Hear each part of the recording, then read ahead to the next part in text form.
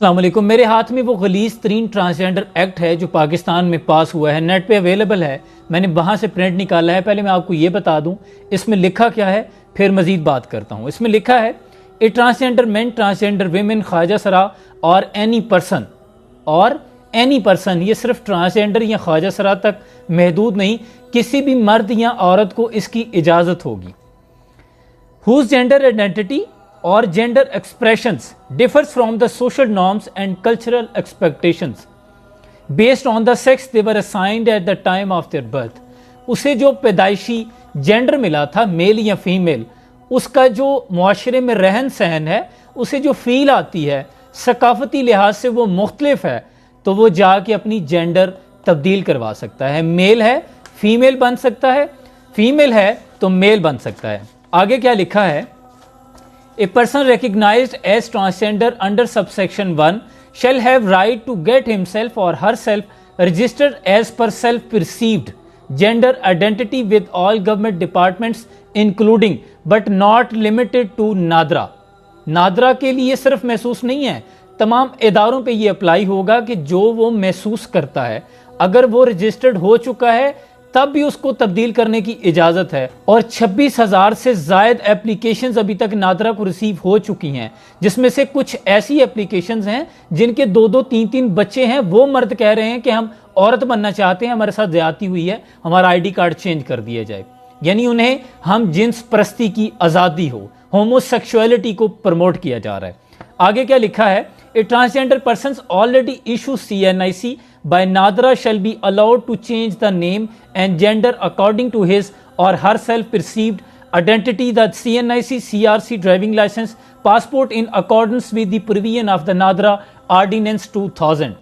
یعنی پہلے جو وہ ڈرتے تھے نا، انہیں جو فیل آتی تھی، چھپ کے کرتے تھے، اب کانسٹیٹیوشن آف لا میں انہیں اجازت ہوگی، انہیں سرٹیفائڈ پروٹیکشن مل رہی ہے، آپ جو چاہے کرتے پھریں، آپ سے بالکل نہیں پوچھا جائے گا۔ اب میں اس کی وضاحت آپ کو دے دوں۔ اسی طرح کا ٹرانسجینڈر ایکٹ قوم لوط نے بھی پاس کیا تھا۔ ان کے ساتھ کیا ہوا تھا، جسے آج ڈیڈ سی کہا جاتا ہے نا، بحیرہ مردار کہا جاتا ہے، اس بستی پہ عذاب آیا تھا۔ ابراہیم علیہ السلام کے پاس فرشتے آتے ہیں، تفسیر میں آتا ہے حضرت جبریل کریم ہے ساتھ میں اسرافیل ہیں، میکائیل ہیں۔ وہ آ کے عرض کرتے ہیں، نوجوانوں کی شکل میں آئے، ابراہیم علیہ السلام کو کہتے ہیں کہ ہم اللہ کی طرف سے آئے ہیں، اور ان کے چہرے اداس ہیں، متغیر ہیں۔ ابراہیم علیہ السلام پوچھتے ہیں کہ کیا بات ہے، کوئی بری خبر ہے؟ تو وہ کہتے ہیں ابراہیم علیہ السلام بہت بری خبر ہے، پتھر آسمان سے چل پڑے ہیں۔ حضرت ابراہیم علیہ السلام پوچھتے ہیں کہ کس وادی کی طرف؟ تو بتایا جاتا ہے کہ فلاں بستی کی طرف۔ ابراہیم علیہ السلام خوف زدہ اور فکر زدہ ہو گئے، کیونکہ وہاں ان کے بھانجے حضرت لوط علیہ السلام نامینیٹڈ نبی ہیں، پیغمبر تھے۔ تو ابراہیم علیہ السلام پوچھتے ہیں کہ کتنا وقت ہے؟ کہا وقت بالکل نہیں ہے، کیونکہ پتھر چل پڑے ہیں، صرف حضرت لوط علیہ السلام کو بچائیں گے، ان کی بیوی بھی پیچھے رہ جانے والوں میں سے ہے۔ اور پتھر چل پڑے۔ حضرت ابراہیم علیہ السلام چاہتے تھے، کیونکہ درد تھا امت کا، تو کہنے لگے کہ ان میں تو بہت نیکوکار پرہیزگار لوگ ہیں۔ تو فرشتے کہتے ہیں کہ ابراہیم علیہ السلام، اور زہد کی جو ڈیفینیشن نبی نے بیان کی، سارا سال روزے رکھنے والے تھے، عبادت گزار تھے، کبھی ان کی راتیں قیام کے بغیر نہیں گزری تھی، اتنے بڑے نوافل پڑھنے والے تھے۔ لیکن فرشتے کہنے لگے کہ ابراہیم علیہ السلام، پہلے پتھر انہی کی طرف اللہ نے روانہ کیے ہیں کہ پہلے جا کے ان کو مارو، ان کے سامنے میرا دین لڑتا رہا، شریعت کی حدود کو پامال کیا جاتا رہا، اللہ کی فطرت کے قانون کے ساتھ جنگ لڑی جاتی رہی۔ ان کا کیا تھا؟ قوم لوط کیا کرتی تھی؟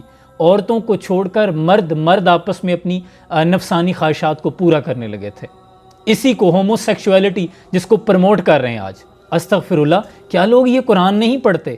وہ پاکستان جہاں پہلے ہی صنفی آوارگی، جنسی بے راروی، حیا باختگی کا طوفان بدتمیزی اپنے عروج پہ ہے، ایسے میں ایسا مکروہ بل پاس کر دینا، اور جبکہ پاکستان پہلے ہی قدرتی آفات میں مبتلا ہے، آدھا ملک ڈوب رہا ہے، آپ معاشی بحران میں چل رہے ہیں، آپ اللہ کی اس پکڑ سے تنبیہ حاصل کیوں نہیں کرتے؟